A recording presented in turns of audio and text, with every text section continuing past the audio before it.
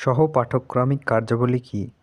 একটি শিশুর সঠিক ও যথার্থ শারীরিক, মানসিক বিকাশের জন্য বিদ্যালয়ের পাঠ্যক্রমের বাইরে যে বিষয়গুলি আছে, যেমন নাচ, গান, আবৃত্তি, আঁকা, খেলাধুলো, তর্ক-বিতর্ক ইত্যাদি বিষয়গুলিকে সহ-পাঠক্রমিক কার্যাবলী বলা হয়।